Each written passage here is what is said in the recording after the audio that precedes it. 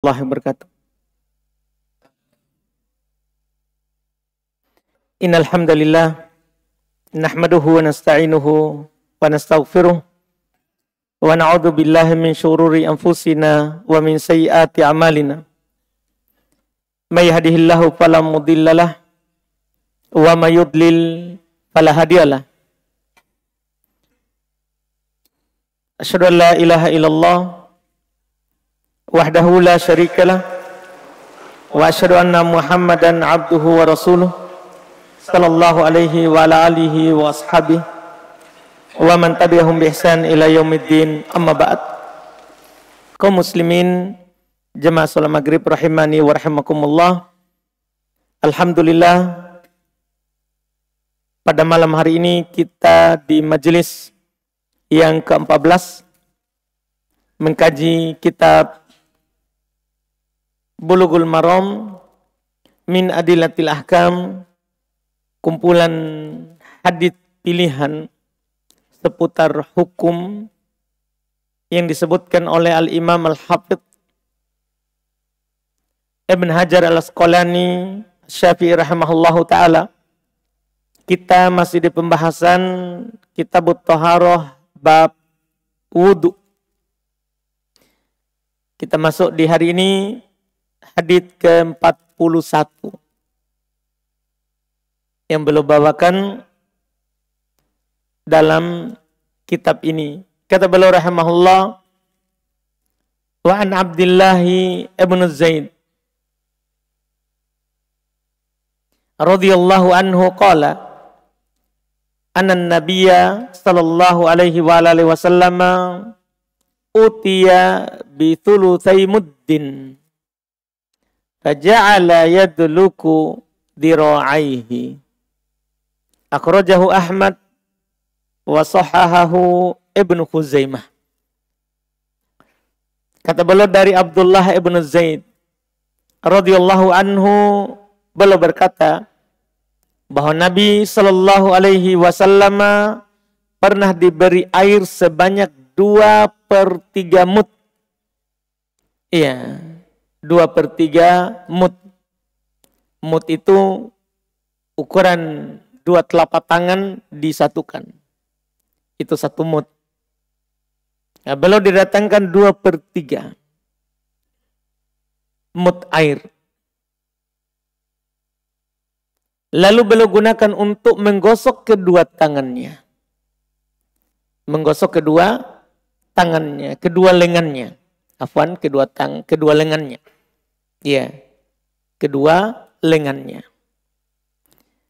Dikeluarkan oleh Imam Ahmad dan dinilai sahih oleh Ibnu Khuzaimah. Sumber hadits ini diriwayatkan oleh Imam Ahmad sebagaimana dikatakan oleh penulis, ada di Musnad Imam Ahmad jilid 4 halaman 39, dan Ibnu Khuzaimah di nomor 118. Derajat hadits sahih. Hadits ini hadits yang sahih, disahihkan oleh Ibnu Khuzaimah sebagaimana yang dikatakan oleh Al-Imam Al-Hafidh Ibnu Hajar. Iya. Di sini kita dapat pelajaran bahwa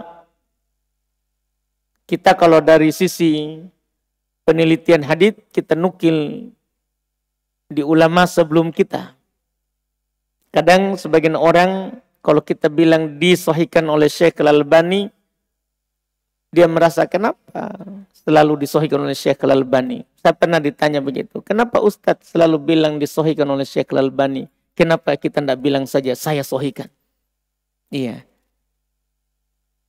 Itu bentuk pemuliaan terhadap ilmu, bahwa ilmu ini adalah bentuknya penukilan, bukan dari kita sendiri masing-masing langsung kita buat cara baru dalam menyampaikan ilmu.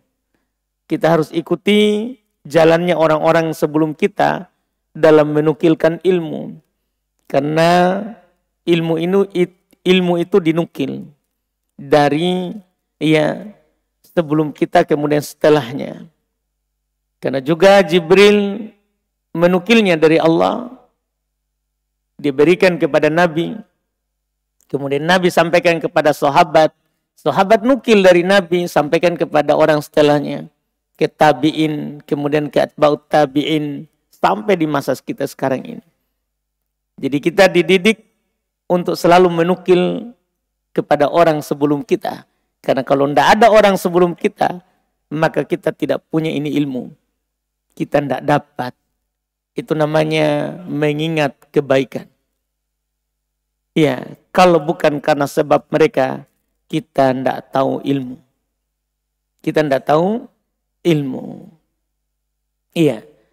Dan ini juga menghilangkan namanya ujub, berbangga diri. Kalau kita melihat Al-Hafidh Ibn Hajar, dia bisa menghukumi sendiri. Ini hadits sahih, ini hadits tidak sahih. Karena beliau adalah penutup para penghafal hadits.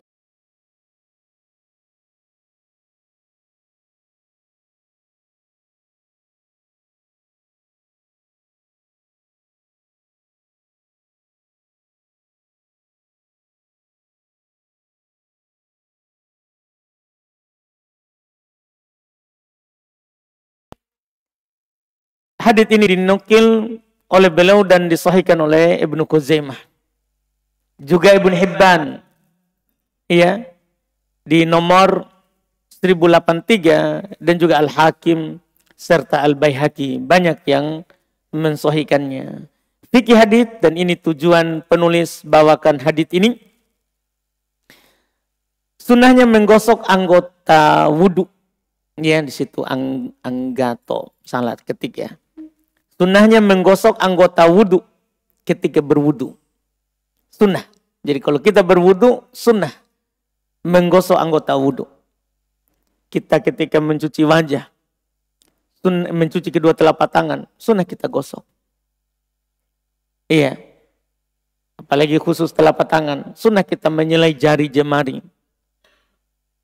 Ketika kita mencuci wajah, sunnah kita menggosoknya.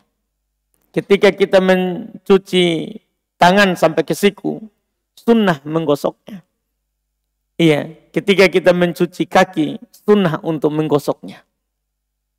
Iya, tidak wajib. Artinya, kalau ada orang berwudu hanya dia arahkan tangannya dari siku sampai ke pergelangan tangan, telapak tangan untuk dikena air, sah wudunya. Cuman dia tidak dapat pahala sunnah. Iya, cuman dia tidak dapat pahala sunnah.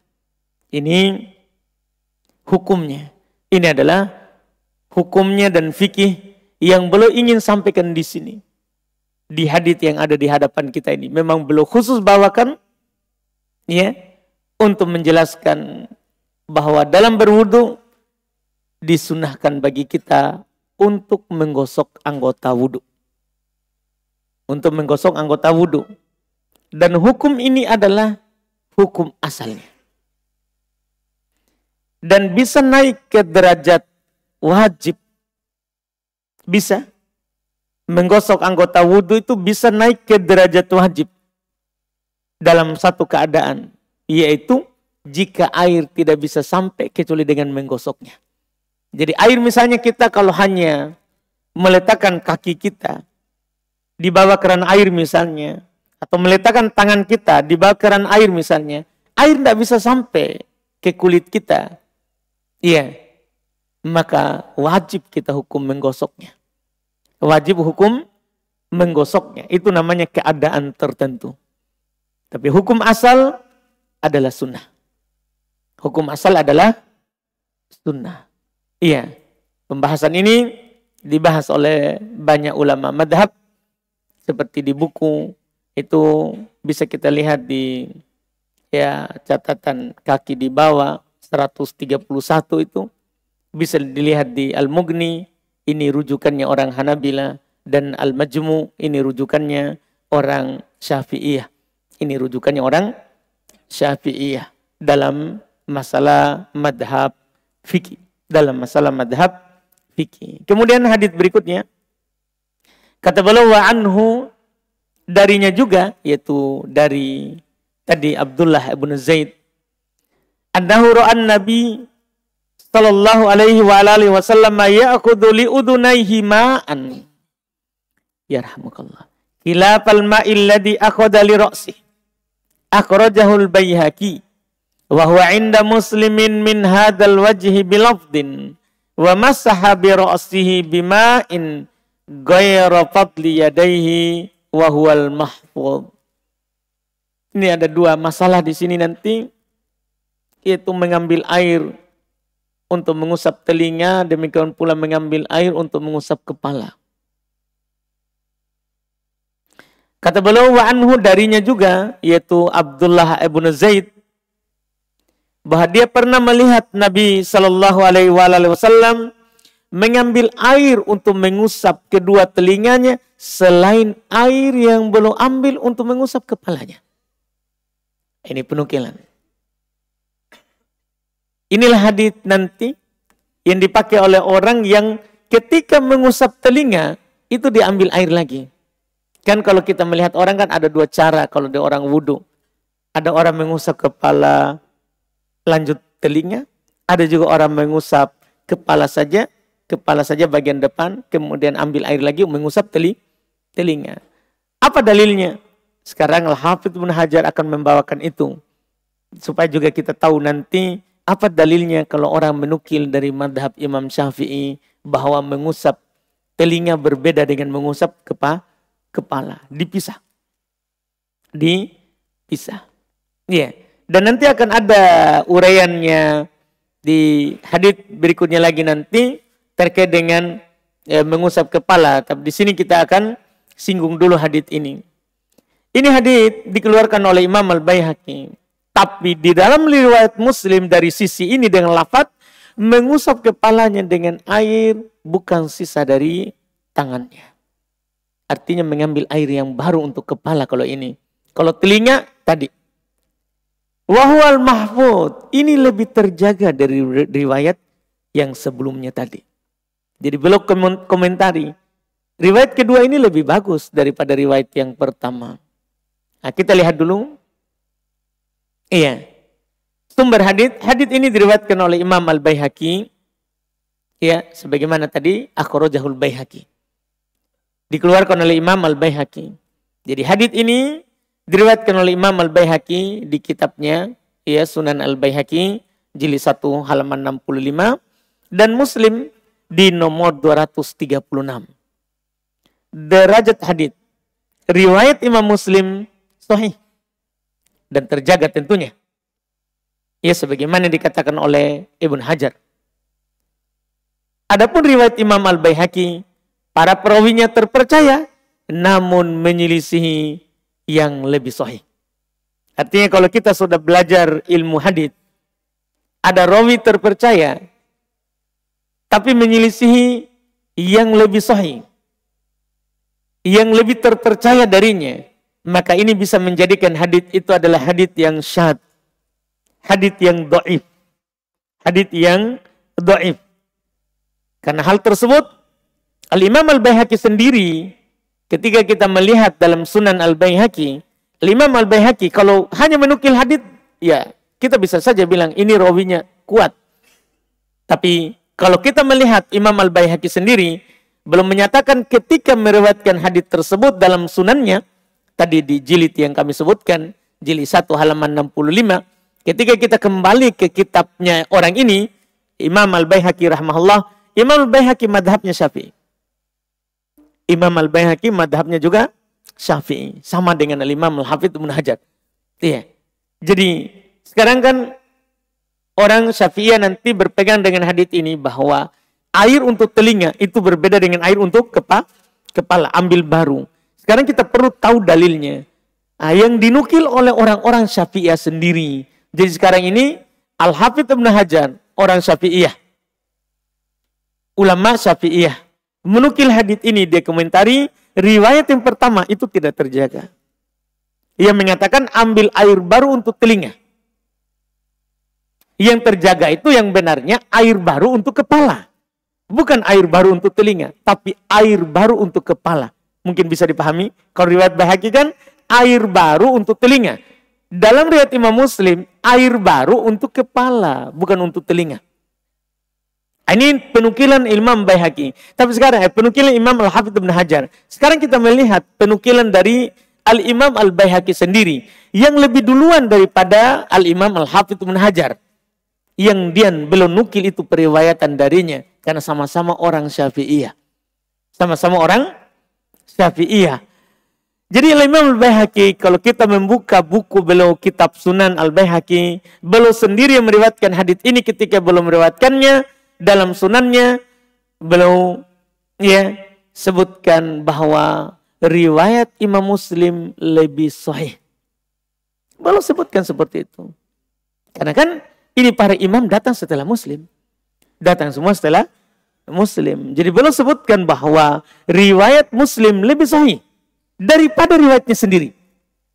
Daripada riwayatnya sendiri. Dan Syekh Al-Albani menghukumi riwayat Imam Al-Baihaqi sebagai riwayat yang syadz, dhaif. Semua pembahasan ini bisa kita lihat ada catatan di bawah 132. Boleh kita lihat di silsilah Al-Ahadits Ad-Dhaifah karyanya Syekh Al-Albani rahimahullahu taala di nomor 997. Ya, adapun fikih hadits ini yang kita mau dapatkan. Iya, tapi sebelum itu kan, sebelum fikih, harus kita tahu dulu dalil yang kita pakai. Jangan sampai kita berbicara panjang, ternyata dalilnya tidak kuat. Fikih hadits, pertama mengusap telinga dengan air yang diambil untuk kepala. Tidak mengambil air yang baru. Jadi ketika mengusap telinga, maka kita mengusapnya dengan air yang waktu kita ambil untuk kepala. Tidak mengambil air yang baru. Karena beberapa alasan. Satu, hadits riwayat Imam Al-Baihaqi dhaif. Itu sudah jadi alasan. Karena riwayat Imam Al-Baihaqi itulah yang dipakai berdalil bahwa mengusap telinga itu dengan air yang baru. Bukan lanjutan dari kepala. Sehingga kita katakan bahwa kenapa kita tidak ambil air yang baru untuk mengusap telinga? Kita katakan pertama, alasan pertama, hadits riwayat Al-Baihaqi dhaif. Itu langsung. Kedua, hadits-hadits yang menerangkan cara mengusap telinga, dohirnya Nabi SAW mengusap telinganya dengan air yang belum pakai usap kepala. Ya, misalnya bisa kita lihat hadits Abdullah bin Amr bin As ketika menjelaskan Nabi mengusap telinganya, jelas sekali beliau katakan summa masaha bi ra'sihi. Kemudian Nabi mengusap kepalanya, wa adkhala isba'aihi sabahataini fi udhunai. Wa masaha bi ibhamaihi dhahir udhunai, yang sudah juga kita lewat. Bahwa Nabi mengusap kepalanya dan memasukkan kedua jari telunjuknya ke bagian dalam telinganya dan mengusap dengan ibu jarinya bagian luar telinganya. Ini kan langsung usap kepala, langsung disatukan dengan usap telinga. Ini kan dhahir yang jelas ketika menjelaskan cara mengusap kepala dan telinga. Alasan ketiga, kedua telinga itu merupakan bagian dari kepala. Dan ini alasan yang sangat kuat tentunya. Di samping, karena sebagian orang ada mengatakan, anggaplah hadis sahih. Hadis sahih. Riwayat Imam Al-Baihaqi tadi. Tapi dalil ini, alasan ketiga ini yang paling kuat dipakai. Ini yang paling kuat dipakai. Kedua telinga adalah merupakan bagian dari kepala. Dari mana kita tahu bahwa kedua telinga itu adalah merupakan bagian dari kepala? Ya, hadits Nabi SAW sendiri. Hadits dari Nabi kita Muhammad SAW sendiri. Beliau sendiri yang mengatakan bahwa kedua telinga itu adalah merupakan bagian dari kepala.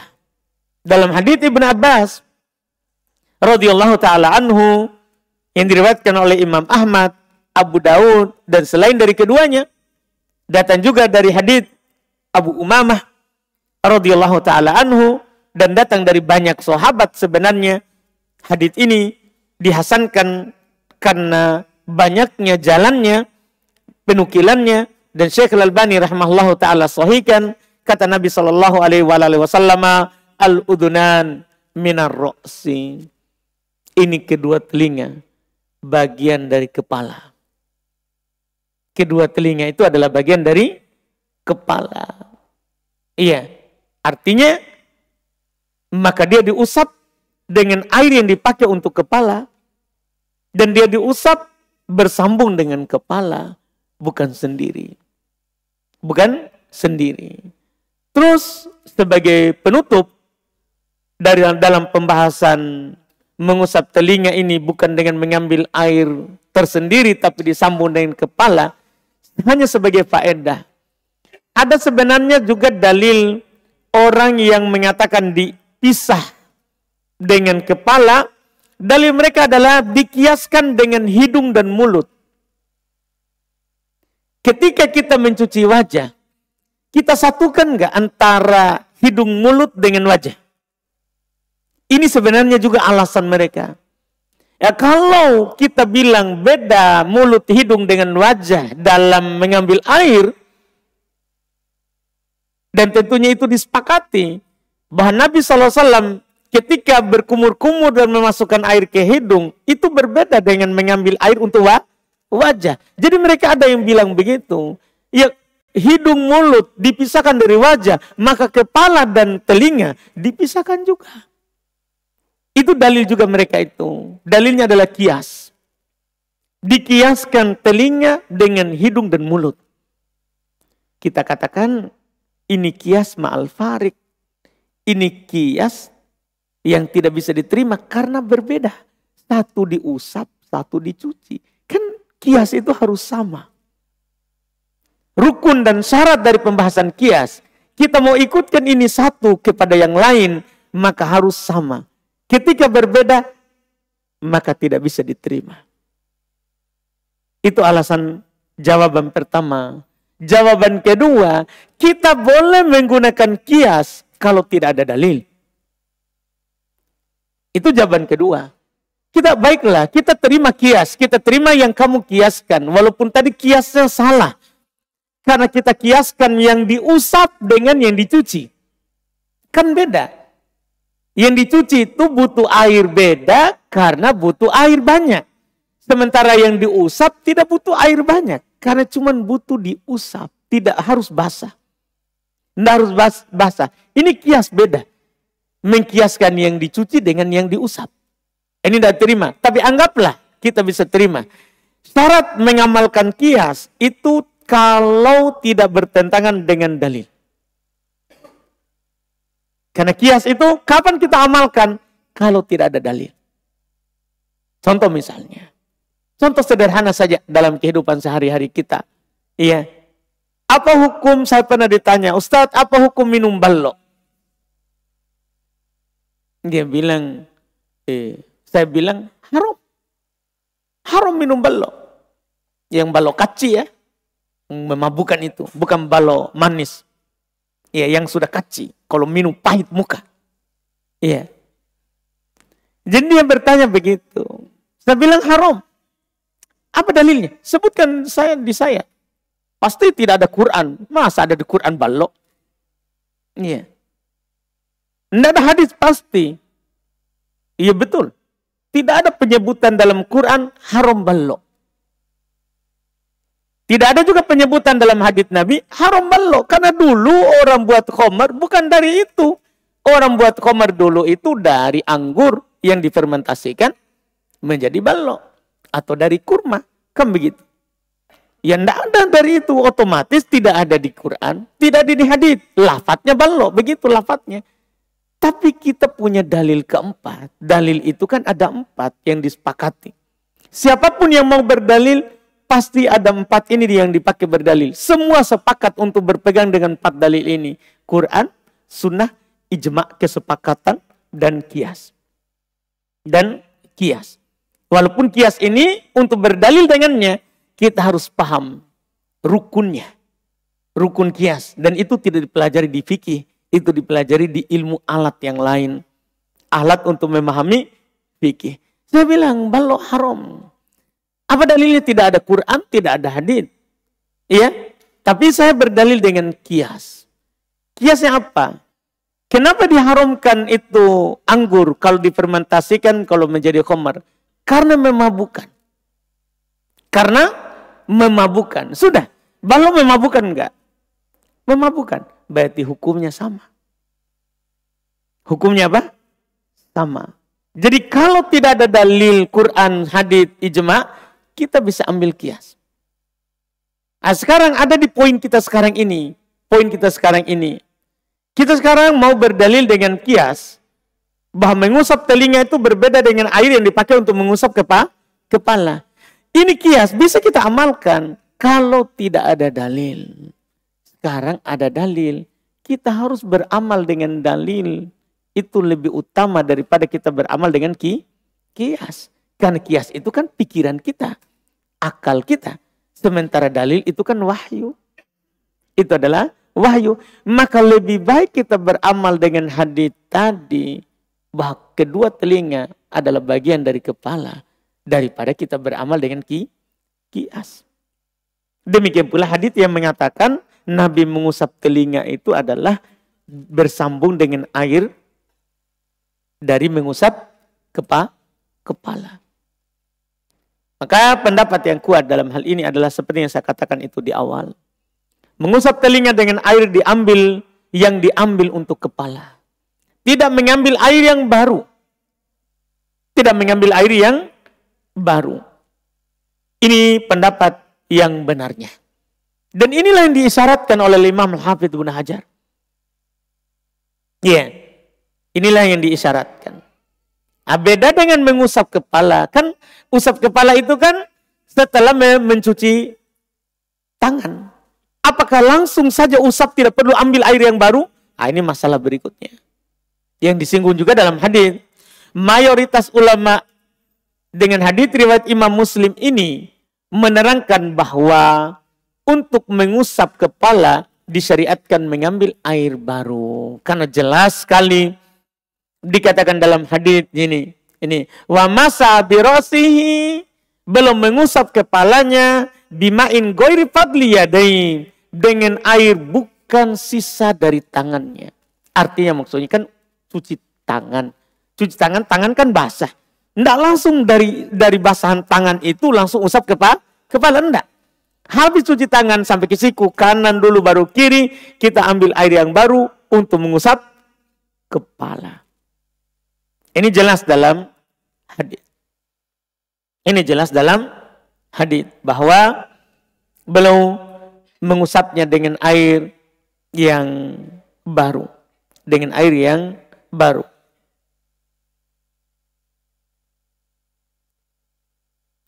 Ini juga didukung oleh riwayat-riwayat yang lain. Banyak sebenarnya riwayat yang semisal dengan ini. Seperti apa juga yang telah lewat dalam sifat wudhu Nabi juga sebelumnya, bahwa Nabi memasukkan tangannya kembali setelah mencuci tangan, memasukkan tangannya kembali ke tempat wudhu, ke tempat air, kemudian mengusap kepalanya 1 kali. Yang sudah lewat bersama kita juga. Mengusap kepalanya 1 kali. Jadi diambil air yang baru. Selesai kandungan hadits itu. Kemudian sekarang kita ambil hadits yang ringan setelahnya. Karena hadits tadi itu butuh kita pikir untuk berdalil dengannya. Hadits yang ringan setelahnya. Kata beliau di hadits 43, wa Nabi Hurairah radhiyallahu anhu qala, sami'tu Rasulullah sallallahu alaihi wasallam yaqul, inna ummati ya'tuna yaumal qiyamah gurran muhajjalin min atharil wudu. Faman istata'a minkum ayyutila gurratah Falyaf'al muttafaqun alaihi wal lafdhu li Muslim.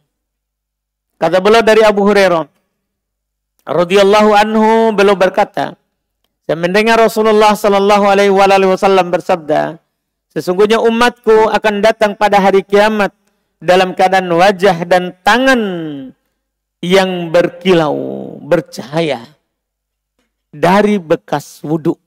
Ini yang kita pernah sampaikan sebelumnya, bahwa berwudhu itu hal yang utama.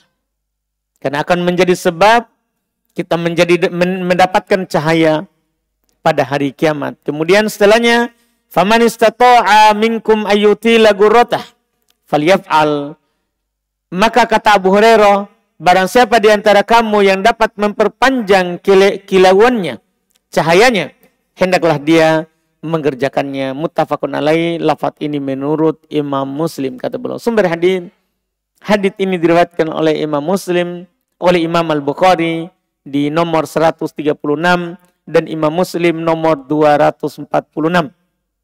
Adapun tambahan, barang siapa di antara kamu yang dapat memperpanjang kilauannya, yaitu cahaya dari bekas wudunya, hendaklah ia mengerjakannya. Ini dari ucapan Abu Hurairah. Jadi itu istilahnya itu bukan ucapan Nabi. Itu dari ucapan Abu Hurairah yang dimasukkan oleh murid Abu Hurairah yang bernama Nu'aim Al-Mujmir dalam hadis. Karena tidak ada tambahan ini dalam riwayat sahabat, ya, dalam riwayat sahabat lain, dan tidak ada pula dalam riwayatnya murid yang meriwayatkan dari Abu Hurairah kecuali Nu'aim Al-Mujmir. Jadi ucapan berikutnya itu adalah ucapannya Abu Hurairah yang diidraj, yang dimasukkan dalam hadis. Adapun derajat hadis sahih, fikihnya sangat sederhana, yaitu keutamaan berwudu dengan sempurna. Keutamaan berwudu dengan sempurna. Iya. Karena siapa yang berwudu dengan sempurna, maka akan mendapatkan cahaya yang sempurna pada hari kiamat. Iya. Akan mendapatkan cahaya yang sempurna pada hari kiamat. Kedua, keutamaan umat Islam. Ini masuk hadis ini dalam pembahasan keutamaan umat Islam. Karena mereka, kata Nabi SAW dalam hadis jelas, bahwa umatnya akan datang pada hari kiamat dalam keadaan bercahaya. Dalam keadaan apa? Bercahaya. Bekas wudhu mereka. Bekas wudhu mereka. Ini fikih kandungan dari hadis yang beliau bawakan ini kepada kita. Kemudian kita ambil juga setelahnya, hadis setelahnya juga mudah insyaAllah, terkait dengan mendahulukan yang kanan-kanan dalam berwudu. Kata beliau Aisyah radhiyallahu anha qalat, karena Nabi sallallahu alaihi wasallam yu'jibuhu tayammun fi tana'ulihi wa tarajjulihi wa tuhurihi wa fi sya'nihi kullih. Muttafaqun alaih. Kata beliau dari Aisyah radhiyallahu taala anha, beliau berkata, adalah Nabi sallallahu alaihi wasallam suka mendahulukan yang kanan dalam bersandal, menyisir rambut, bersuci, dan dalam segala hal. Jadi Nabi selalu menggunakan yang kanan. Sumber hadis beliau katakan tadi muttafaqun alaih, yaitu diriwayatkan oleh Imam Al-Bukhari nomor 168 dan Imam Muslim nomor 268. Derajatnya sahih tentunya. Kemudian hadis berikutnya, wa Nabi Hurairah radhiyallahu taala anhu qala Rasulullah sallallahu alaihi wasallam idza tawadda'tum fabda'u bima yaminikum. Akhrajahul arba'atu wa sahahu Ibnu Khuzaimah. Kata pula dari Abu Hurairah radhiyallahu taala anhu, beliau berkata, Rasulullah sallallahu alaihi wasallam bersabda, jika kalian berwudu, maka mulailah dengan bagian anggota wudumu yang kanan-kanan. Dikeluarkan oleh Imam 4 dan disahihkan oleh dan sahih menurut Ibnu Khuzaimah. Sumber hadis ini diriwayatkan oleh Imam Ahmad. Ya, itu dibilang Imam 4 tadi, tapi seharusnya Imam 4 kan Abu Daud, Ibnu Majah, dan Ibnu Khuzaimah. Tapi bilang tadi Imam 4 riwayat Imam Ahmad, Abu Daud, Imam Ahmad di jilid 2 halaman 345, Abu Daud 4141, Ibnu Majah 402, Ibnu Khuzaimah 178. Dan hadits ini ya tidak diriwayatkan oleh Imam Tirmidzi dan An-Nasa'i. Kan belum bilang Imam 4. Kalau Imam 4 kan berarti ada Abu Daud, ada At-Tirmidzi, ada An-Nasa'i, ada Ibnu Majah. Tapi setelah diperiksa, ternyata hadits ini tidak dikeluarkan oleh Imam Tirmidzi dan Imam Nasa'i. Tidak ada di dalamnya. Tidak ada di dalamnya. Yang benarnya yang meriwayatkan adalah Imam Ahmad, Abu Daud, Ibnu Majah. Tidak ada dalam riwayat Tirmidzi dan An-Nasa'i rahimahullahu ta'ala. Derajat hadits tidak ada masalah, haditsnya sahih. Ya, cuman penukilannya luput dari beliau terkait dengan ucapan Imam 4 tadi. Sahih. Adapun fikih hadits, sunnahnya mulai dengan yang kanan dalam berwudu. Kalau kita berwudu, maka sunnah mulai dengan yang kanan. Bagi anggota wudu yang memiliki kiri dan kanan, tidak semuanya. Jangan sampai nanti kita pergi wudu, cuci wajah bagian kanan. Tidak, ini hanya anggota wudu yang ada kiri dan kanan. Iya, ada kiri dan kanan. Sunnah kita memulainya dengan yang kanan. Kemudian sunnahnya memulai dengan yang kanan dalam seluruh perkara yang ada pemuliaan selain wudu. Karena tadi ada lafaz fi sya'ni kulli, pada seluruh keadaan. Jadi pada perkara-perkara yang saya katakan di situ yang ada pemuliaannya. Oh, itu penting itu ucapan. Karena pada kata-kata yang pada hal yang tidak ada pemuliaannya, tidak sunnah pakai yang kanan. Misal kita masuk masjid, ada pemuliaan, kanan. Pakai sandal, pemuliaan. Sisir, pemuliaan, pakai kanan. Tapi kalau hal yang tidak ada pemuliaannya, tidak boleh kita pakai kanan. Misalnya, ia cebok dari air besar atau air kecil. Itu kan tidak ada pemuliaannya, tidak boleh kita pakai kanan. Saat kita buang air kecil, khususnya laki-laki, iya, kan biasanya dipegang senjatanya. Gitu ya. Iya. Dipegang. Maka kita ini bentuknya pemuliaan atau penghinaan? Buang air penghinaan. Tidak boleh kita pegang pakai yang kanan. Kita harus pegang pakai yang kiri. Harus pegang yang pakai yang kiri. Saya bilang tadi laki-laki kan, perempuan tidak perlu pegang. Sudah dimaklumi bersama itu. Iya.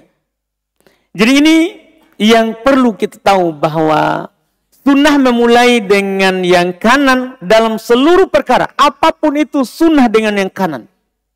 Ya. Tapi pada perkara yang ada pemuliaannya. Dalam selain wudhu. Itu disunahkan. Selesai masalah ini. Kemudian berikutnya itu adalah mengusap di atas imamah dan ubun-ubun. Ya, mengusap bagian depan kepala dan imamah. Ini nanti kita ambil di pertemuan akan datang insya Allah. Kita cukupkan dulu. Kalau belum masuk waktu, kita lihat dulu pertanyaan. Wah, Masya Allah. Pertanyaan.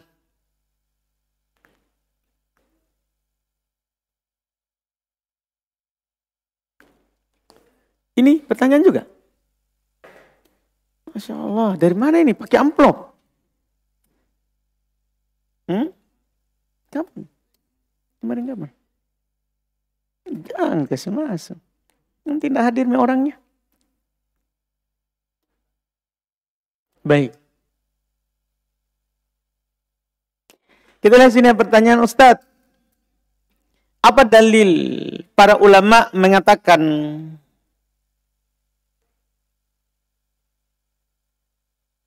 salah satu dalil itu adalah kias. Jadi sekarang ada pertanyaan. Saya kan bilang tadi bahwa dalil itu ada berapa? Ada 4. Sekarang ada pertanyaan. Apa dalilnya bahwa ya salah satu dalil yang bisa dipakai adalah kias. Sebenarnya banyak dalil. Tapi saya akan sebutkan kepada penanya dan kepada kita semua dalil yang ada dalam Al-Quran. Dalil yang ada dalam Al-Quran yang menjelaskan langsung bahwa kita boleh berdalil dengan kias. Boleh kita berdalil dengan kias. Iya. Yaitu bisa kita lihat surat Al-Hadid ayat 25. Surat Al-Hadid ayat 25. Allah Subhanahu wa taala berfirman, "Laqad arsalna rusulana bil bayyinati wa anzalna ma'ahumul kitaba wal mizan liyakuman nasu bil qisto." Kata Allah, sungguh kami telah mengutus para rasul kami dengan membawa al-bayyinat, bukti-bukti jelas, dalil-dalil jelas. Wa anzalna ma'ahumul kitab, dan kami turunkan kepada mereka Alkitab, Quran. Iya. Wal mizan, di sini dia, dan timbangan, kias. Iya. Karena tidak semua masalah itu disebutkan di Quran. Karena kalau disebutkan seluruh masalah, maka akan panjang Qurannya. Akan berjilid-jilid. Akan malas kita baca. Itu saja yang hanya 30 juz. Ya, kita sudah malas. Maka diturunkanlah kitab dan mizan. Mizan ini adalah timbangan yang bisa kita pakai menimbang segala masalah dengannya. Inilah dalil yang ditanyakan oleh penanya. Ini dalil yang ditanyakan oleh penanya. Dan banyak lagi yang lain dalam hal tersebut. Kemudian pertanyaan berikutnya, apakah ketika membasuh wajah yang berminyak dalam wudu itu sah? Karena ketika wajah berminyak, bisa jadi air tidak sampai ke pori-pori wajah. Jadi memangnya harus sampai ke pori-pori. Masya Allah. Yang wajib itu sampai ke permukaan wajah. Iya, bukan ke pori-pori wajah. Iya, itu harus dipahami. Sampai ke permukaan. Jadi kalau kita sudah gosok, sudah jalankan tangan untuk mencuci wajah, maka sudah sah. Sudah sah berwudunya.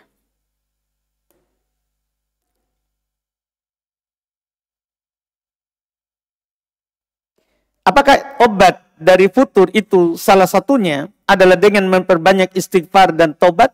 Iya. Iya. Bisa. Salah satu sebabnya adalah memperbanyak istighfar dan tobat. Karena futur itu kadang disebabkan dosa yang kita lakukan. Iya. Ada kelalaian. Ada keberpalingan dari kita sehingga kita hukum dengan futur. Masya Allah. Satu ji. Kenapa satu? Tidak banyak. Ada mau kasih. Mana anuku itu? Oh, saya kasih ke parfum. Masya Allah. Baik. Ada pertanyaan sini. Dia JPK lalu lagi. Wah, beruntung nah. Alhamdulillah. Apakah semua perangai buruk istri adalah efek dari dosa atau maksiat suami? Bisa. Tapi tidak boleh, tidak mutlak. Tidak mutlak seperti itu. Iya. Itu diantara sebab. Jika suami berperangai buruk, berperilaku buruk, berakhlak buruk, bisa dari dosa suami, bisa saja, dan tidak bisa dipastikan. Bisa saja dari dosanya sendiri. Bisa juga bukan karena dosa. Karena memang akhlaknya memang yang buruk. Karena seorang itu dicipta oleh Allah dengan akhlak yang baik, dan juga ada juga yang dicipta dengan akhlak yang buruk sebagai ujian. Jadi kalau ada istri berakhlak buruk, bukan karena dosa suami, belum tentu begitu. Bukan juga karena dosa istri, tapi memang ini adalah memang akhlaknya dia seperti itu. sebagai ujian untuk suami. Allah Subhanahu wa taala berfirman, "Wa ja'alna ba'dakum li ba'din fitnah atasbirun." Kami jadikan sebagian kalian dengan sebagian yang lain itu sebagai ujian. Apakah kalian mampu bersabar? Begitu. Karena keburukan itu bukan murni karena dosa, tapi juga memang ujian untuk kita. Ujian untuk kita itu wallahualam. Iya. Jadi tidak boleh langsung tiba-tiba kalau buruk istri langsung bilang, "Kah dosamu tonji ini." Tidak boleh begitu. Iya. Tidak bisa langsung mutlak seperti itu wallahualam. Ustadz, mana lebih utama? Jodoh yang dipilihkan orang tua, apa jodoh yang dipilihkan kita sendiri? Yang mana perempuan yang kita pilih itu menurut kita dia baik. Iya. Lebih utama yang dipilihkan oleh orang tua. Karena kita punya orang tua. Kalau kita nikahi yang kita pilih sendiri, ya hanya kita yang berbuat baik kepada perempuan itu. Tapi kalau yang dipilihkan oleh orang tua, maka kita berbuat baik kepada orang tua, berbuat baik juga kepada perempuan yang kita pilih. Jadi lebih banyak keutamaannya, wallahu alam. Kita azan dulu.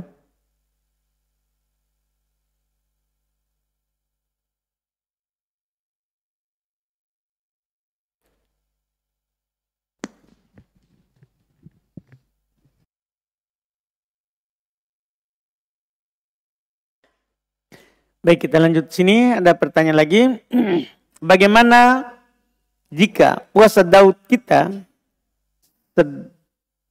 sedang waktu berbuka pada hari yang ada puasa sunnah lainnya? Bolehkah kita puasa pada hari itu? Apa maksudnya, Dik? Saya baca lagi satu kali. Kalau saya tidak paham, lewat. Bagaimana jika puasa Daud kita sedang waktu berbuka pada hari yang ada puasa sunnah lainnya? Bolehkah kita puasa pada hari itu?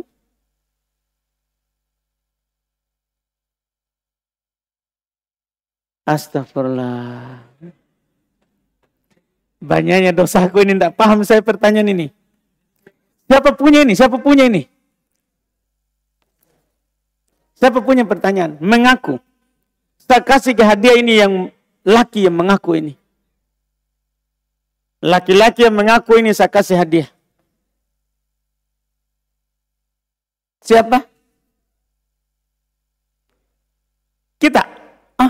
Kira kita. Tidak ada. Alhamdulillah. Lolos hadiah kah? Hampir ini didapat ya. Nice. Lewat nih. Biar mengaku sekarang tidak dikasih. Baik. Benarkah Rasulullah melarang adanya halaqah atau ta'lim sebelum sholat Jumat dilaksanakan atau dikerjakan? Betul. Nabi melarang untuk membuat majelis sebelum Jumat. Karena akan menghalangi mendatangi Jumat. Tapi kalau kita misalnya buat di majelis masjid, memang kita berangkat untuk sama-sama pergi Jumat. Iya, tidak ada masalah. Iya, dan kalau kita juga tidak melakukannya, fokus kita datang Jumat, karena punya keutamaan sendiri. Seorang datang cepat Jumat, mandi, kemudian datang cepat Jumat. Kemudian dia sholat apa yang dia mampu, itu diampuni dosanya antara Jumat dengan Jumat berikutnya ditambah 3 hari. Ditambah 3 hari berikutnya. Iya. Jadi kalau dia tidak buat acara apapun di hari Jumat, itu lebih utama dan lebih baik. Dan secara khusus dilarang memang bermajelis sebelum hari Jumat. Sebelum Jumatan. Sebelum Jumatan. Jika ada tulisan bismillah di kertas, lalu kertas itu dibuang, apakah itu dibolehkan atau tidak? Iya. Kalau dibuang dengan adanya bismillah, dibolehkan. Bukan bismillahirrahmanirrahim ya, bismillah. Dibolehkan. Tapi kalau kita hancurkan dulu, itu lebih utama Kalau dalam bab pengagungan terhadap nama Allah. Bab pengagungan terhadap nama Allah. Yang mana lebih utama? Mendahulukan keinginan ibuku atau keinginanku sendiri? Ibu. Saya ingin menjadi pengabdi negara. Oh, di sini ya. Contoh kasus. Dia bilang contoh. Saya ingin menjadi pengabdi negara. Dalam kurung tentara. Akan tetapi ibuku menyuruhku untuk mondok, menuntut ilmu. Iya.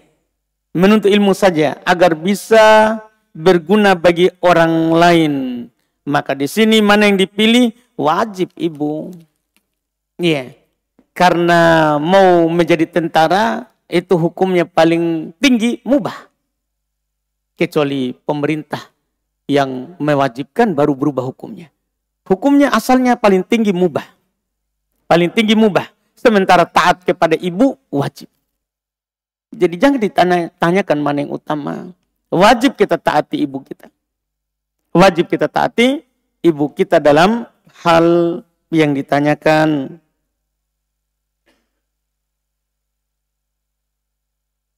Apakah benar adanya hubungan batin antara orang tua dan anak? Seperti timbul perasaan terjadi hal-hal buruk pada anak di hati orang tua. Dan apa yang dirasakan orang tua tersebut benar adanya? Kebanyakan. Dan sebagian tidak benar akan terjadinya hal tersebut. Apakah benar akan hal tersebut? Atau hanya was-was syaitan? Benar, ada namanya firasat. Ada namanya firasat. Benar adanya hal tersebut. Apalagi kita yang dia kandung, kita tahu dari kecil kita, dari bayi. Dia tahu kebiasaannya kita. Iya, dia tahu keadaan kita. Karena sering bersamanya. Iya, itu benar adanya. Cuman tidak boleh dijadikan sandaran dalam memastikannya. Dalam memastikannya nanti terjadi baru bisa dipastikan. Bisa dipastikan. Makanya Nabi SAW katakan, kalau kita merasakan sesuatu, ya, maka kata Nabi, khairuha al-fa'al. Yang terbaik adalah selalu merasa optimis saja. Bahwa semuanya baik. Kalau nanti terjadi yang tidak baik, qadarullah wa ma syafa'al. Ya, itu sudah ditentukan sebelum kita semua diciptakan. Wallahualam. Apa hukum orang berdoa menggunakan bahasa Indonesia dalam sholat? Tidak boleh. Kecuali dia tidak bisa berbahasa Arab sama sekali, dimaafkan kalau memang penting sekali untuk berdoa darurat. Adapun selain dalam keadaan itu, tidak boleh. Kan boleh dia berdoa di selain sholat. Ya, tidak harus dalam sholat. Bagaimana kalau orang yang setelah wudhu membasahi rambutnya, namun tidak ada niatnya sebagai anggota wudhu, namun ingin membasahinya saja. Kalau hanya pendinginan saja, tidak ada niat apapun, tidak apa-apa. Ya, yang penting tidak dikatakan itu sunnah, boleh atau bagaimana. Mubah-mubah saja seorang membasahi rambutnya dalam ketika berwudhu. Apakah boleh orang yang tidak puasa berdoa di waktu mustajab mendekati waktu berbuka puasa? Atau hanya dikhususkan bagi yang berpuasa dalam hadits yang berpuasa?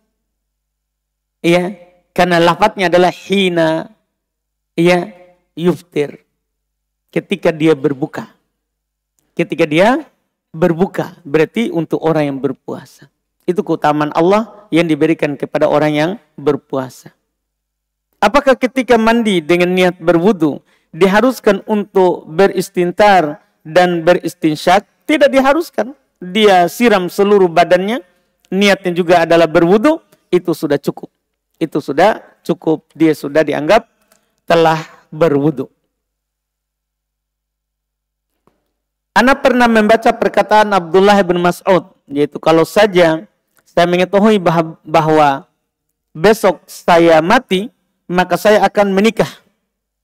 Karena saya tidak suka bertemu dengan Allah dalam keadaan jomblo. Masya Allah. Iya. Bahaya ini. Orang-orang jomblo. Iya. Kalau benarnya tidak, saya tidak tahu. Iya. Tapi siapa tahu yang bertanya pernah baca, alhamdulillah. Cuman saya tidak tahu ini. Iya. Cuman saya tidak tahu. Iya, dalam hal lain ada ucapan Nabi SAW. Iya. Anggaplah ini ucapan, iya, sahih atau tidaknya. Walaupun sahih kan bukan dalil. Walaupun sahih juga bukan dalil. Karena ucapan sahabat bukan hujjah. Bukan hujjah. Iya. Kecuali memang terkait dengan hal-hal yang penukilan. Sebagai sesuatu yang disyariatkan. Dan memang berniat untuk menikah itu kan ibadah. Berniat untuk menikah itu adalah apa? Ibadah. Maka kalau kita tahu besok akan mati, niat untuk menikah dianjurkan. Niat untuk menikah itu dianjurkan. Supaya kita dapat pahala niat. Walaupun kita tidak bisa melakukannya atau belum bisa melakukannya. Minimal kita dapat pahala niat. Kita bangkit hari kiamat, tiba-tiba datang itu pahala. Pahala apa ini? Kamu niat menikah. Masya Allah. Iya. Karena menikah dianjurkan. Menikah itu dianjurkan oleh syariat kita. Wallahualam. Apakah termasuk kerugian saat kita mampu berta'awun atau tolong menolong dalam kebaikan, namun kita tidak terlibat di dalamnya? Tentunya. Iya. Tentunya kerugian bagi orang yang mampu melakukan kebaikan, tapi dia tidak masuk, tidak ikut. Tidak ikut. Karena memang kita sebagai muslim selalu dianjurkan untuk bersemangat di atas apa yang bermanfaat untuk diri kita. Ya, pahalanya. Kata Nabi SAW dalam hadits Abu Hurairah, ihris ala ma yanfa'uk wasta'in billah wala ta'jaz. Bersemangatlah kamu di atas apa yang bermanfaat untukmu. Minta pertolongan kepada Allah. Jangan pernah kamu melemah. Jangan pernah kamu melemah. Iya. Apakah boleh seorang itu menjadikan amalannya sebagai wasilah untuk memperoleh sesuatu? Misalnya, ia sengaja bersedekah agar Allah memudahkannya untuk belajar di Madinah. Lantas apakah ia tetap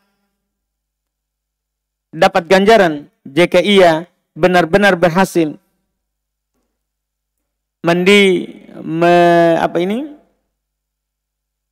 sesuatu tersebut, meraih sesuatu tersebut? Iya. Dalam masalah beramal, masalah bersedekah, itu kita harus niat memurni karena Allah. Tidak boleh kita niat dunia sedikit pun. Syekh Muhammad bin Abdul Wahab rahimahullahu ta'ala dalam kitab Tauhid memasukkan bersedekah, beramal akhirat, niat dunia, itu masuk dalam syirik. Menggugurkan amalan. Menggugurkan amalan. Artinya kita ini dituntut untuk beramal karena wajah Allah. Masalah pahala, janji balasan dunia itu dipastikan datang. Karena Allah tidak akan menyelisih janjinya. Artinya sekarang kita mau bersedekah. Kita tahu kalau kita bersedekah itu akan mendapatkan ganti yang lebih baik. Dunia akhirat. Maka tidak perlu kita berniat untuk mendapatkan ganti dunia. Tidak boleh bahkan. Bukan tidak perlu, tidak boleh. Karena itu akan membatalkan amalan itu sendiri. Dan membuat kita merugi ketika kita nanti datang di hari kiamat. Di hari kiamat. Iya. Kan itu adalah masuk hal yang bisa membatalkan amalan kita. Iya. Di dalam Al-Quran jelas dikatakan, bisa kita baca di surat Al-Isra, kalau tidak salah mungkin ayat 18, 19, 20. Man kana yuridul ajilah, ajjalna lahu man nasya'u liman nurid. Siapa yang ingin yang segera? Yang segera di sini maksudnya dunia dengan amalannya.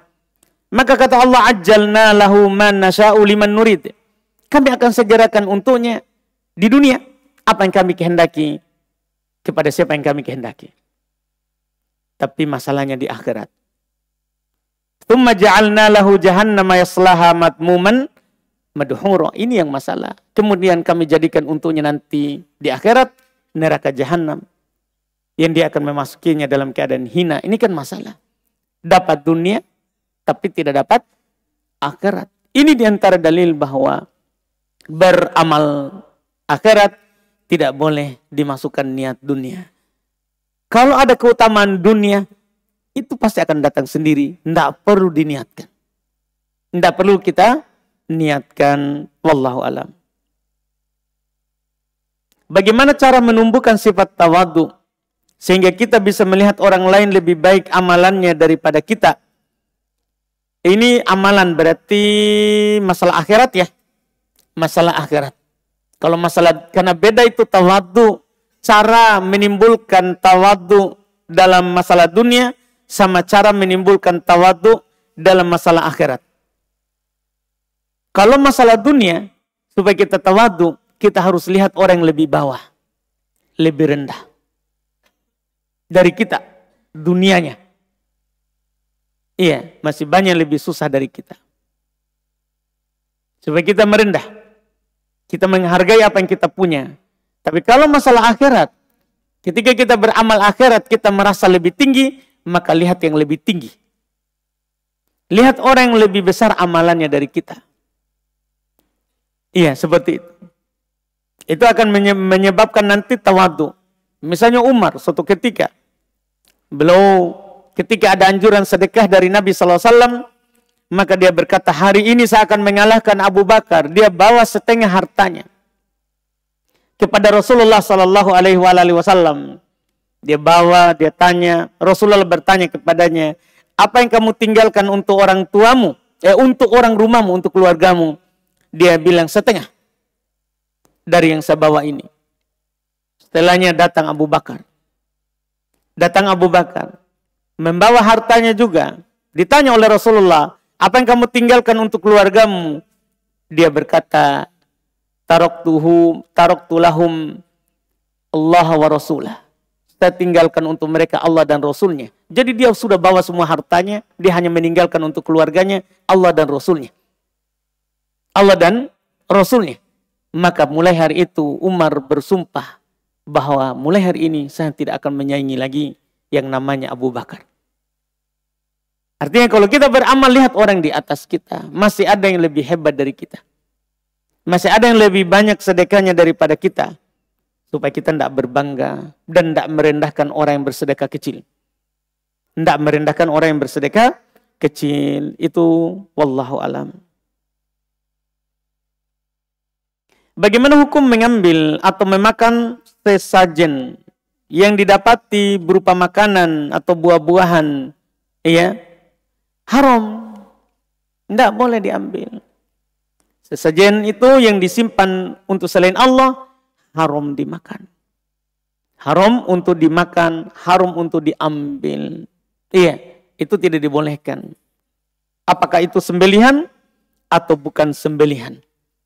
Tidak dibolehkan untuk diambil. Iya. Kalau sembelihan jelas ya. Kalau sembelihan jelas pengharamannya. Kan lafaz ayat jelas. Ketika Allah menyebutkan hal-hal yang diharamkan, di antara yang Allah sebutkan adalah wama uhilla li ghairillah, apa yang disembeli untuk selain Allah. Apa yang disembeli untuk selain Allah. Adapun selain sembelihan, pernah Abu Bakar radhiyallahu taala anhu dibawakan kepada beliau hadiah dari pelayannya. Iya. Belum makan, tapi ketika dikatakan bahwa ini hasil perayaan jahiliyah, maka belum memasukkan jarinya ke tenggorokannya dan belum muntahkan. Yang menunjukkan haram memakan ya hal yang ada perayaan jahiliyahnya di situ, bukan perayaan Islam. Bukan perayaan Islam, tidak dibolehkan. Apa hukum mengambil binatang? Iya, di sini ada catatan ayam hitam dan yang lainnya yang dipersembahkan untuk selain Allah, untuk pohon, batu dan lainnya, atau memakannya. Sudah kita bilang tadi, haram. Iya, ayam hitam atau ayam putih semua, kambing hitam, kambing putih semua, sapi hitam, sapi putih semua, semuanya haram untuk kita ambil. Iya, apa yang diserahkan sesembahan tidak boleh kita ambil. Apakah termasuk haram jika kita masih bekerja di tempat lain, tapi melamar kerja lagi di tempat yang baru atau yang lain? Tanyakan dulu tempat kerja. saya lagi kerja di sini, boleh nggak saya melamar tempat lain? Kan ini akad kerja, akadnya sama tempat yang kita kerja, ya tempat yang kita kerja. Jika saya berhutang sama teman, tapi kami sepakat menambahkan nominal dari jumlah yang saya pinjam, bagaimana tanggapan Ustadz? Riba.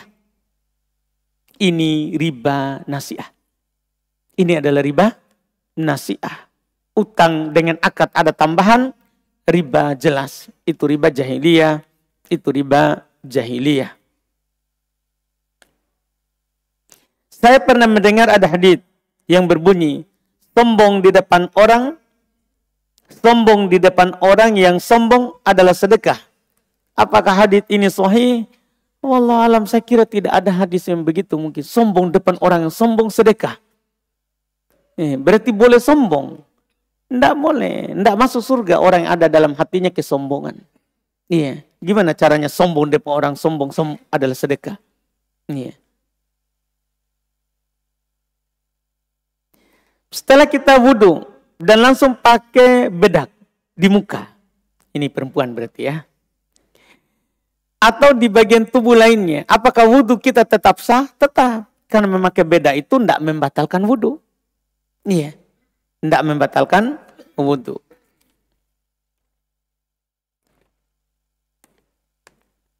Bagaimana cara dalam cara? Masya Allah. Mengatur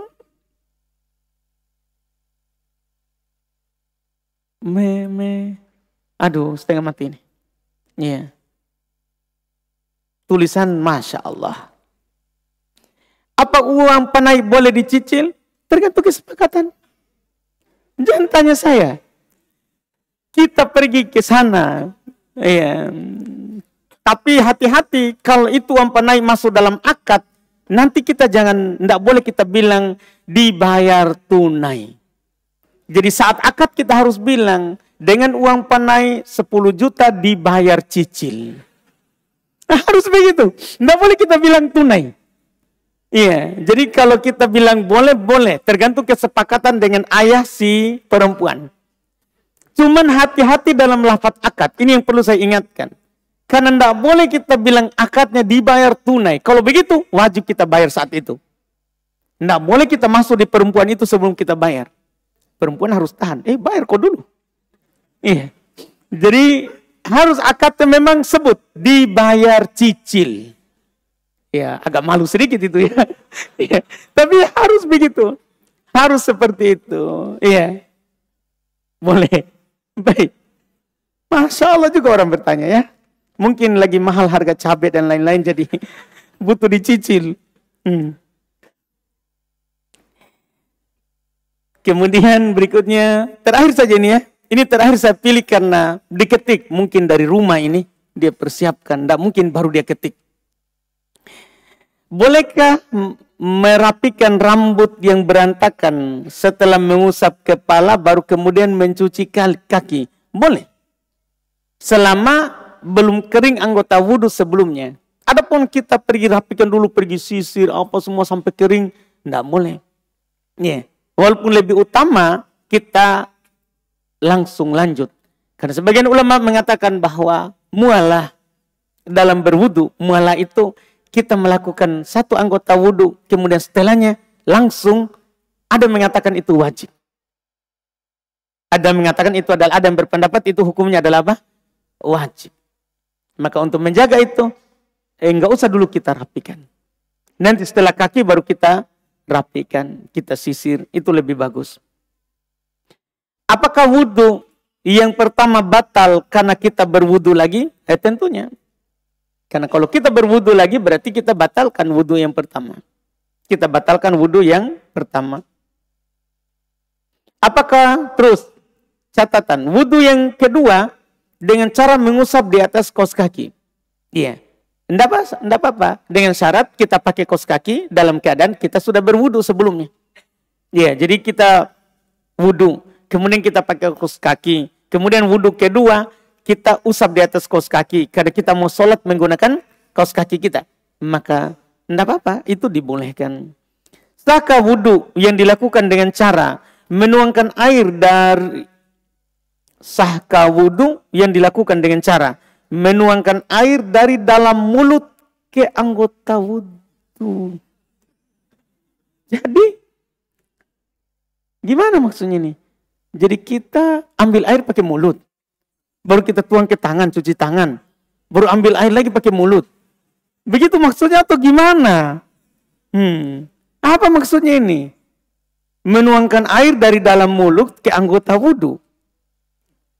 Catatan, air dari botol dimasukkan ke dalam mulut. Susahnya ini hidup. Nah, kenapa enggak dari botol ke anggota wudhu? Kenapa harus melewati mulut? Sekalian dikasih lewat pantat. Maksudnya ini susah sekali. Ini asli ini dibilang kalau bisa dipersulit, kenapa harus dipermudah? Kenapa begini? Langsung saja dari botol ke anggota wudhu. Kenapa harus dari mulut dulu? Iya, enggak usah, jangan dipersulit. Kata Nabi, yassiru wala tu'assiru, permudah, jangan dipersulit. Begitu. Jadi jangan persulit dirinya, permudah saja. Iya, itu wallahu alam. Kita cukupkan, alhamdulillah. Masya Allah. Iya, lumayanlah. Hari ini sisa sedikit. Lumayan banyak kita jawab. Mudah-mudahan bermanfaat. Kita cukupkan dulu. Subhanakallahumma wa bihamdik, asyhadu an la ilaha illa anta astaghfiruka wa atubu ilaik. Assalamualaikum warahmatullahi wabarakatuh.